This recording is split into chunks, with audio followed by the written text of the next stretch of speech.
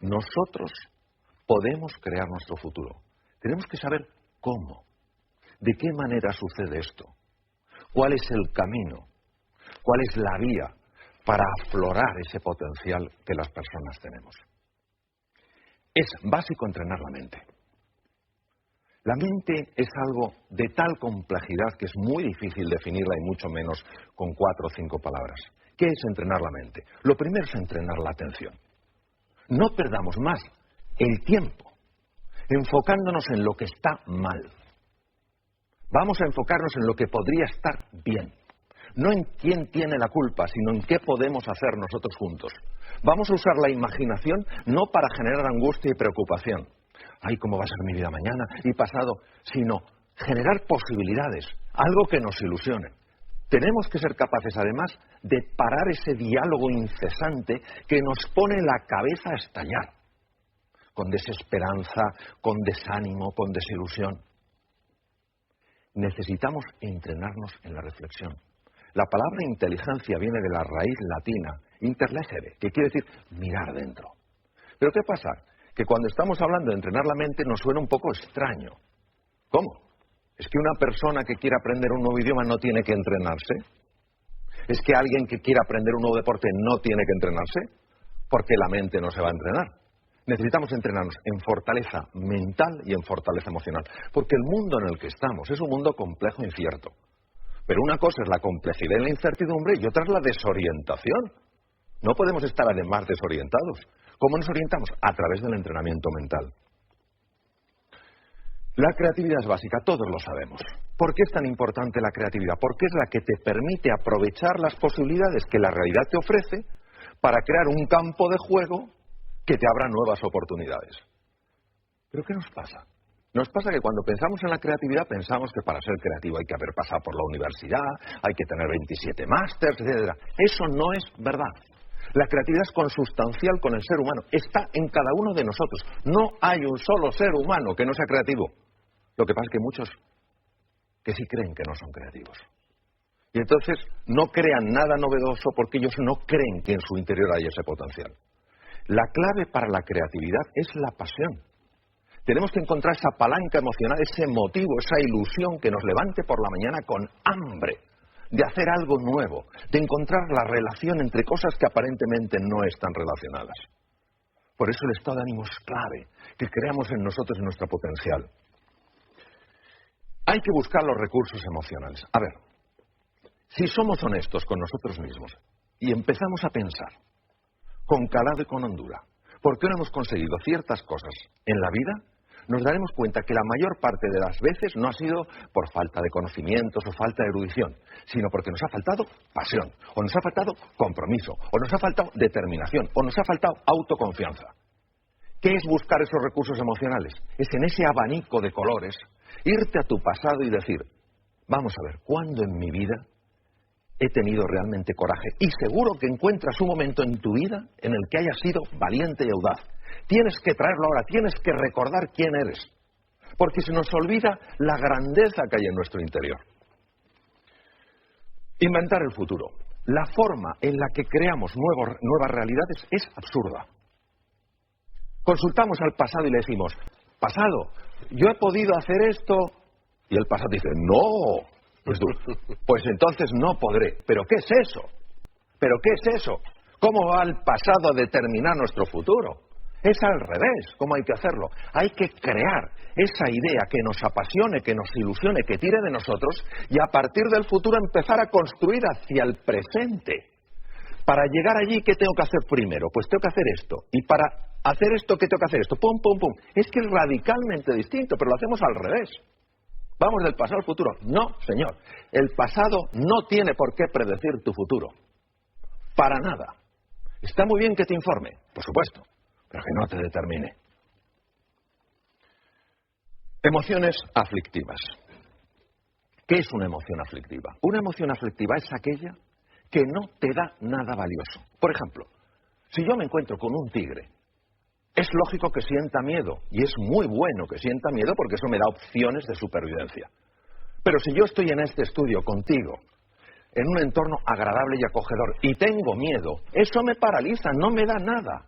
Estamos paralizados por la desesperanza, por la ira, por el miedo. No tiene ningún sentido. Es fundamental que empecemos a comprender un poco mejor cómo gestionar estas emociones aflictivas.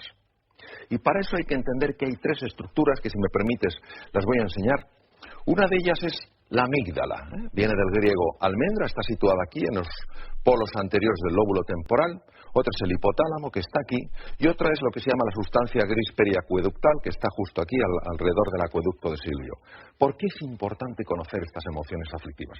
Porque nosotros tenemos sobre todo tres grandes lastres que nos dificultan llegar a ese futuro ilusionante. Primero, la ignorancia. Si yo no soy consciente de mi talento y mi potencial, ¿cómo me voy a atrever? Número dos, la pereza. ¡Ay, la pereza! ¿Cuántas veces el camino correcto no es el camino fácil? Pero el tercero es el miedo, una de las emociones aflictivas más potentes. Entonces, ¿qué podemos hacer para gestionar el miedo? Yo, de todas las cosas que he visto en mi larga trayectoria como cirujano y en muchos temas en los que he estado metido, al final me doy cuenta de una cosa. El miedo, cuando te engancha, hay que gestionarlo por vía física, utilizando técnicas físicas, técnicas respiratorias, gestionando el diafragma porque es el que te cambia la química hormonal, cambiando el foco de tu atención, utilizando colores. ¿Por qué colores? Pues no lo sabemos. Esto lo descubrieron científicos orientales hace miles de años. Los colores tienen un impacto tremendo en el hemisferio derecho del cerebro, que es el que gestiona estas cosas. Nosotros sabemos que al imaginar un color azul llevado a ciertas partes del cuerpo, sabemos que automáticamente empieza a cambiar esa emoción aflictiva. ¿Por qué? Bueno, porque cambia la química, las imágenes generan emociones, las emociones están asociadas a procesos químicos. Entonces, es fundamental que sepamos que el miedo se puede gestionar, por lo menos, para que no nos paralice cuando es una emoción aflictiva. Bueno, luego hay una cosa que es que creo que la tenemos que recuperar. Nos hemos pensado que los éxitos suceden solos. Se ha perdido la cultura del esfuerzo, la cultura del trabajo. A ver, yo a veces me quedo impresionado cuando dicen, aprenda usted inglés en 3 meses, mientras duerme y, por supuesto, sin esfuerzo. Pero ¿cómo se le va a creer uno eso? Pero nos gusta tanto la fórmula, la receta mágica. Lo quiero, es mío. Pues no funciona. Probablemente el inventor más prolífico que existió nunca, Thomas Alva Edison, dijo, el genio es 1% inspiración y 99% trabajo, transpiración, sudar. Entonces, ¿qué quiere decir? Esto es como una goma. Hay que dejar que se tense. Es el momento en que nos cuesta las cosas y tenemos que seguir. No tiremos la toalla. Cuando aguantamos la tensión y estamos incómodos, y es normal que estemos incómodos, el cerebro automáticamente tiene que resolver ese dolor. Porque su misión es evitar el dolor. ¿Cómo lo resuelve? Abre la ventana de la inteligencia y la creatividad. Y por eso todos sabemos que cuando hemos aguantado de verdad, de repente, no sabemos cómo, hemos encontrado una ventana, un espacio. Anda, ¿cómo no lo había visto antes? Porque hay que esforzarse buscando y trabajando. Por eso la determinación, la persistencia, la paciencia son valores tan grandes. Entonces ahora no podemos decir, no, esto sucede solo. No es verdad. No es verdad. El ser humano necesita esforzarse por aquello que vale la pena en su vida. ¿La V de qué? De valores. A ver, creo, desde mi pequeña perspectiva, que necesitamos urgentemente recuperar los valores. Valores que no dependen de un credo, que no dependen de una cultura, que no dependen de una forma de pensar. Están implícitos en la naturaleza humana. ¿Qué es un valor? Un valor es todo aquello que a mí, como ser humano, me perfecciona. Si la generosidad me perfecciona, eso es un valor. Si el coraje, la audacia me perfecciona, eso es un valor. Los valores son los que nos dan guía, referencia. En un mundo marcado por la complejidad y la incertidumbre, ya lo comenté antes, ¿qué es lo que nos da la orientación? ¿Cuál va a ser nuestro faro? Esos valores. Ojo con la sensación de impotencia. Jaume, yo la veo continuamente. No sé cuántos. Es que una cosa es el diagnóstico, y en medicina esto lo sabemos bien. A nosotros nos interesa hacer un diagnóstico correcto. A ver, si yo tengo una enfermedad seria y voy al médico, el médico me dice, no se preocupe, es un catarrillo. Yo digo, qué médico más simpático, pero no me ha ayudado a nada. Yo prefiero que me diga, mire, tiene usted una neumonía, es un diagnóstico más duro que un catarro, pero porque hacemos el diagnóstico correcto le podemos curar. Bien, el diagnóstico actual es un diagnóstico serio. La situación actual del mundo es seria y es compleja. No lo podemos negar, no podemos ser como la avestruz, aunque eso no lo hacen las avestruces, lo de hacer un agujero. No hay una avestruz así de tonta en toda África, vamos, que meta la cabeza bajo tierra, ni de broma. Pero claro,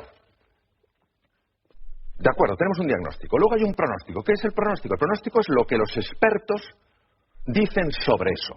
El médico te puede decir como experto, tienes una neumonía, con el antibiótico adecuado, los antibióticos adecuados, pues en una semana usted se cura. Eso es el pronóstico.